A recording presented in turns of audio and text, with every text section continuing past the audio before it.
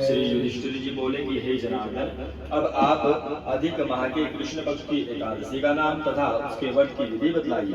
श्री कृष्ण जी बोले कि राजन, इस एकादशी का नाम परमा है।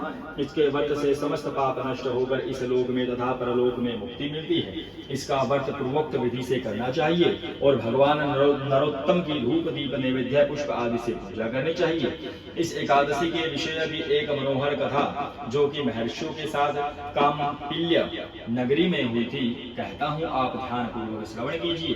कामपिल्य नगर में सुमेधा नामक एक ब्राह्मण रहता था। इसकी स्त्री पवित्रता अत्यंत पवित्र तथा पतिव्रता थी। वह किसी पूर्व जन्म के कारण अत्यंत दरिद्र थी। उसे भिक्षा मांगने पर भी भिक्षा नहीं मिलती थी। वह सदैव वस्त्रों से रहित होते हुए भी अपने पति की सेवा करती रहती। वह अतिथि को अन्न देकर स्वयं भूखी रहती और पति से कभी किसी वस्तु को नहीं कहती थी।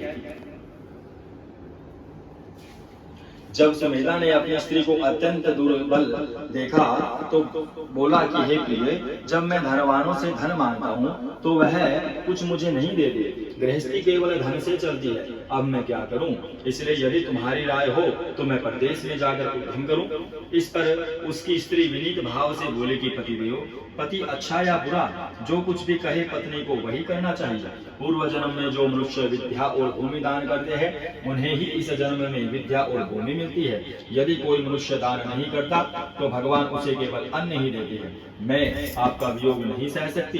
पति रहित स्त्री की संसार में माता पिता भ्राता ससुर तथा संबंधी आदि निंदा करते हैं, इसलिए आपको इसी स्थान पर रहना चाहिए। एक समय कौंडिन्य मुनि उस जगह आए। उनको आते देखकर सुमेधा सहित स्त्री ने प्रणाम किया। बोले, हम आज धन्य हैं, आज हमारा जीवन आपके दर्शन से सफल हुआ। उन्होंने उनको आसन तथा भोजन दिया। भोजन देने के पश्चात पवित्रा बोली कि हे मुनि, आप मुझे दरिद्रता का नाश करने का उपाय बतलाइए। मैंने अपने पति को प्रदेश में धन कमाने से जाने से रोका है। मेरे भाग्य से आप आ गई है। मुझे पूर्ण निश्चय है कि मेरी दरिद्रता शीघ्र ही नष्ट हो जाएगी। अतः आप हमारी दरिद्रता नष्ट करने के लिए किसी व्रत को बतलाइए। इस व्रत पर कौंडिन्य मुनि बोले कि मल मास की कृष्ण पक्ष की परमा एकादशी के व्रत से समस्त पाप दुख और दरिद्रता आदि नष्ट हो जाते हैं। जो मनुष्य इसका व्रत करता है वह धनवान हो जाता है। इस व्रत में नाच गाना आदि सहित रात्रि जागरण करना चाहिए।